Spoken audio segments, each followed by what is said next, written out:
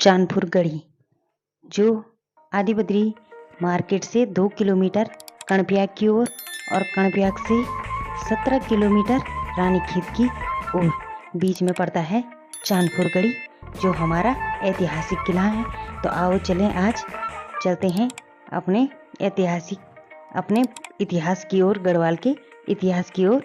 चांदपुर गढ़ी जो रोड से 200 मीटर ऊंची पहाड़ी पे स्थित है, तो थोड़ा सा पैदल मार्ग भी है यहाँ पे। तो इस प्रकार यहाँ पे पक्का रास्ता बना हुआ है। तो अब चलते हैं सीधे ऊपर, जो 200 मीटर ऊपर टॉप में बसा हुआ है चांदपुर गढ़ी। हेलो दोस्तों, सबसे पहले आप सभी को मेरा प्यार भरा प्रणाम। मेरा नाम है संतोषी कनवासी और मैं स्वागत करती हूँ आपके अपने एक न्यू ब्लॉग में। तो न्यू ब्लॉग की शुरुआत हो रही है मेरी दिन के 4 बजे से, और आज का जो ब्लॉग है वो कुछ विशेष होने वाला है। आज मैं आपको उत्तराखंड गढ़वाल के उस सुनहरे दौर की कुछ यादें ताज़ा करवाने के लिए आज लेके आई हूँ मैं आपको चांदपुर गढ़ी में। तो चांदपुर गढ़ी बहुत सुनहरा दौर है हमारे उत्तराखंड चमोली का, जब पहाड़ों के बीच बसा एक राज दरबार जिसका 52 गढ़ों पर राज हुआ करता था। इतिहासकारों के अनुसार भिलंग राज्य के जो राजा थे सोनपाल, उन्होंने चांदपुर गढ़ में अपना शासन किया था और उनकी एकमात्र पुत्री थी जिसका विवाह उन्होंने मालवा के राजकुमार कनकपाल से कर दिया था। तो कुछ विद्वानों के अनुसार जो कनकपाल थे वो गुजरात से गढ़वाल के इस क्षेत्र में आए थे और वो एक कुशल राजनीतिज्ञ थे, जिससे प्रभावित होकर राजा सोनपाल ने उन्हें अपना उत्तराधिकारी चुन लिया था। तो उन्होंने जब राजा कनकपाल ने यहाँ पर अपनी राजधानी चांदपुर गढ़ी को बनाया, तो उन्होंने पंवार वंश की स्थापना भी यहीं से शुरू, इसलिए महाराज कनकपाल को पंवार वंश का प्रथम पुरुष भी माना गया है। तो उसके बाद कनकपाल के बाद कई राजाओं ने चांदपुर गढ़ी में कई विभिन्न निर्माण कार्य किए हैं, जिनकी ये झलकियाँ आप लोग देख पा रहे होंगे, और ये आगे का चबूतरा भी आप देख पा रहे हैं। तो थोड़ा पुरातत्व विभाग के द्वारा इसको रिपेयरिंग किया गया, तो अब काफ़ी अच्छा लग रहा है, काफ़ी अच्छी तरह से उन्होंने मेंटेन करके रखा है पुरातत्व विभाग ने। और ये चारों कोनों पे यहाँ पे ओखली भी है, इस चबूतरे में एक ओखली ये है, और उसके बाद जिसमें वास्तव में उस समय जब राजा महाराजों का शासनकाल चला होगा, तो उस समय जो कर से वसूला गया धन होगा वो इन ओखलियों में कूटा जाता था, ये इस प्रकार से। तो इसके इस प्रकार से तीनों कोनों पे इसकी ओखलियां हैं, ये देखिए। और यहाँ से कुछ इस प्रकार दिख रहा है चांदपुर गढ़ी का किला। तो यहाँ से ऊपर जाने का रास्ता है, ऊपर यहाँ से मंदिर, वहाँ ऊपर मंदिर है, और यहाँ से ये नीचे का चबूतरा है।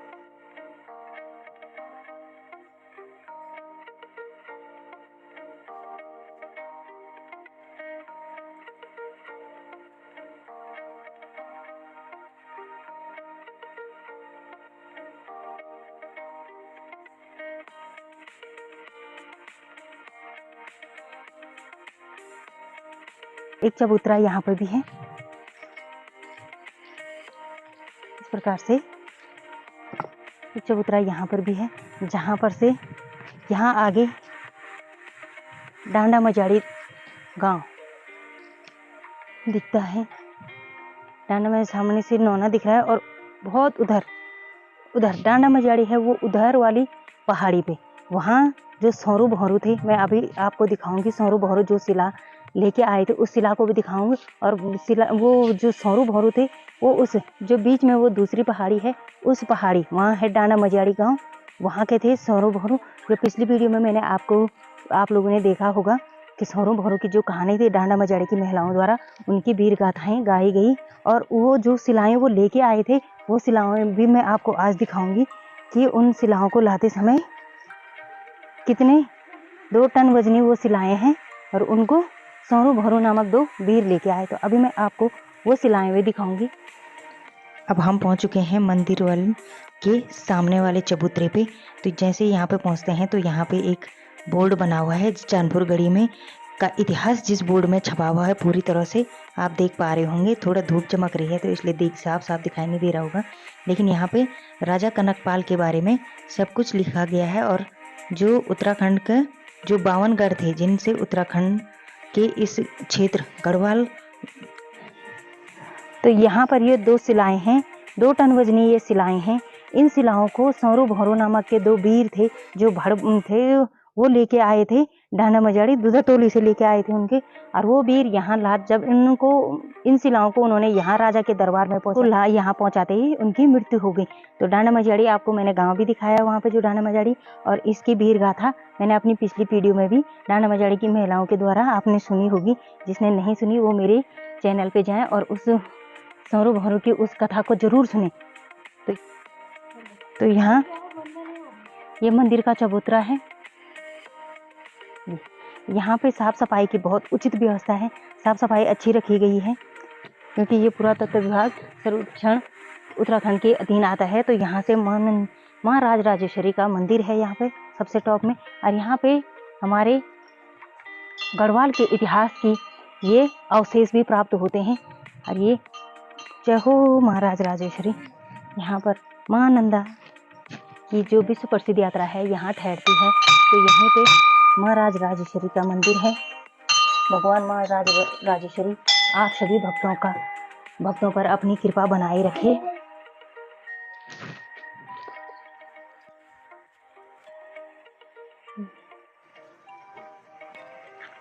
इस प्रकार जो अवशेष हैं, जो नक्काशी की गई है यहाँ पर, इससे कलात्मक नक्काशी की गई है। तो ये देखें, ये कलात्मक जो नक्काशी की गई है, इससे साफ पता चलता है कि उस समय जो राजा महाराजा का शासनकाल था वो कला के क्षेत्र में काफ़ी संपूर्ण रहा होगा। तो ये इस प्रकार से कुछ खंडित ये खिड़कियाँ होंगी क्योंकि इन पे ये छेद भी बनाए गए हैं इस प्रकार से। तो ये खिड़की के अवशेष होंगे, सकता है काफ़ी जब दरबार रहा होगा तो काफ़ी बड़ा रहा होगा। तो ये हमारे इतिहास की झलकियाँ बता रहे हैं।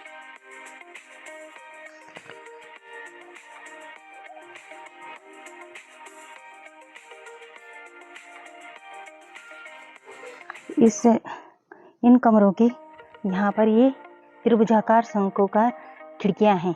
तो ये उस समय बनाने का मेन औचित्य ये रहा होगा कि अंदर से हम किसी को देख सकते हैं या वार कर सकते हैं, लेकिन बाहर वाला जो होगा वो हम पे वार न कर सके। तो इस प्रकार के शंख त्रिभुजाकार यहाँ पे खिड़कियाँ बनी हुई हैं। ये देखिए, ये कुछ इस प्रकार से त्रिभुजाकार ये खिड़कियाँ हैं। यहाँ पे मेन गेट पे ये पासा बना हुआ है और यहाँ पे से ये, और यहाँ पे ये कल्पी वृक्ष है, बहुत बड़ा वृक्ष है ये, जिसमें स्थानीय लोगों का मानना है कि यहाँ पर ग्राम देवता निवास करते हैं। तो यहाँ पे अभी मेरे दोनों बच्चे धूप जला रहे हैं। यहाँ पे इसी में यहाँ पे भी कितनी सुंदर नक्काशी की गई।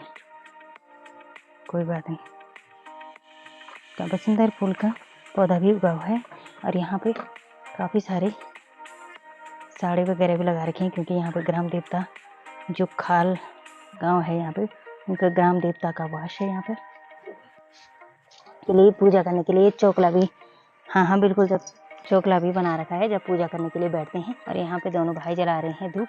जलाओ जलाओ। लगता है आज धूप भी नहीं बनेगी, जलेगी कब बनेगी।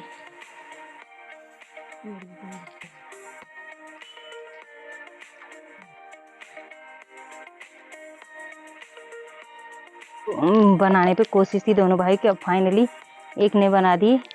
टूट गया, जितना बन गया उतना तो बना।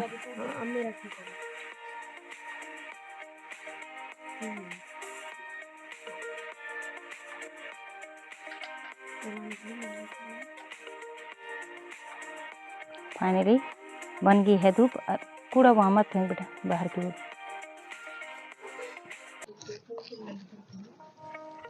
फाइनली दोनों भाई ने बना दी है धूप को और यहाँ पर अब जलाने लग गए।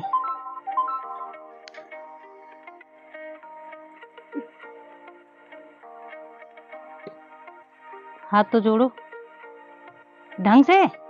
हे भगवान माँ राजराजेश्वरी ग्राम देवता हो, हमें सद्बुद्धि देना, हमें बुराई से बचाना, हमें सही राह दिखाना। माथा टेक। गुड। यीशु सब कुछ आज ही मांग लेगा तो दूसरी बार भी तुम्हारा मंदिर में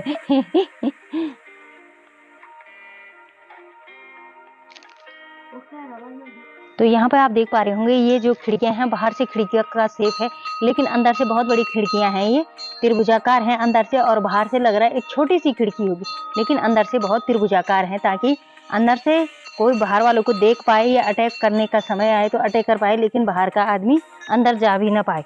इस प्रकार से यहाँ पर, और यहाँ आगे हैं हमारी, आप देख पा रहे होंगे यहाँ पे नालियां हैं, पत्थरों की नालियां हैं। ये सारी नालियां पत्थरों से बनी हुई हैं।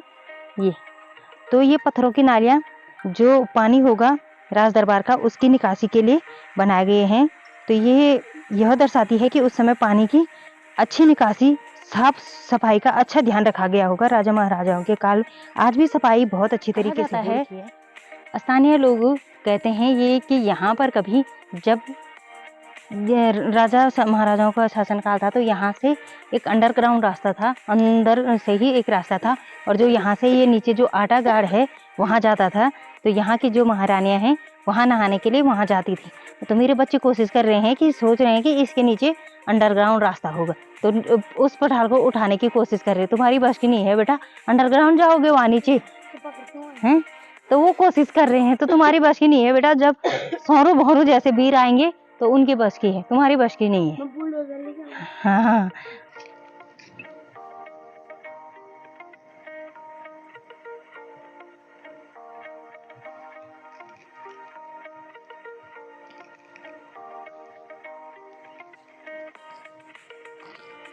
सैंतीसवां राजा जो राजा अजयपाल थे, उन्होंने उस समय यहाँ पूरे गढ़वाल में राजनीतिक उथल पुथल थी। तो राजनीतिक उथल पुथल होने के कारण उन्होंने इस मौके का लाभ उठाया और समस्त गढ़वाल पर अपना आधिपत्य कर लिया। अब पूरे गढ़वाल को जीत लिया और उस पर अपना एक आधिपत्य कर लिया और एक झंडे के अधीन कर लिया। तब से उनके द्वारा जीता गया यह क्षेत्र गढ़वाल कहलाता है। तो कहते हैं कि उन्हीं के नाम से इन 52 गढ़ों के नाम से, जब ये 52 गढ़ राजा अजयपाल के द्वारा जीते गए और एक ही झंडे के अधीन किए गए, तब से ही इस क्षेत्र को गढ़वाल कहा गया है। 1173 ईस्वी में अपनी राजधानी को चांदपुर गढ़ी से श्रीनगर के देवलगढ़ में स्थानांतरित कर दी थी। तो उस समय यहाँ पर गोरखाओं ने आक्रमण किया था। तो संभवतः स्थानीय लोगों का यह भी मानना है, यह भी कहना है कि गोरखाओं के आक्रमण की वजह से ही राजा अजयपाल ने अपनी राजधानी को यहाँ से स्थानांतरित किया था। तो उसी समय से चांदपुर गढ़ी का यह किला, यह क्षेत्र तज्य हो गया। उसके बाद गोरखाओं ने कई बार यहाँ आक्रमण, 3 बार गढ़वाल पर आक्रमण किया। तो उस समय जब तीसरी बार जो गढ़वाल नरेश थे, गढ़वाल के राजा थे, राजा प्रद्युम्न शाह, तो उनकी तीसरी बार गढ़वाल क्षेत्र पर जब गोरखाओं ने आक्रमण किया तो तीसरी बार में उनकी मृत्यु हो गई थी।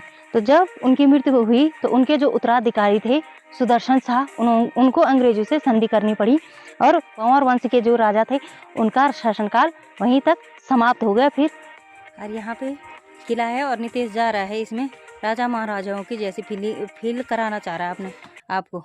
तो उस समय पानी भरा रहता होगा इसमें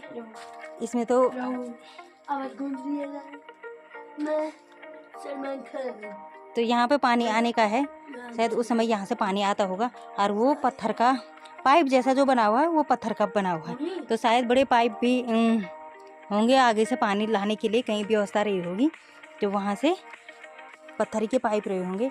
इसी के साथ आज की वीडियो यहीं एंड करती हूँ। आई होप आपको ये वीडियो पसंद आई होगी। अगर पसंद आई हो तो लाइक करें, शेयर करें, कमेंट करें और अपने दोस्तों के साथ जरूर शेयर करें। इसी के साथ मैं मिलती हूँ आपको अगली वीडियो में। तो जय देवभूमि उत्तराखंड।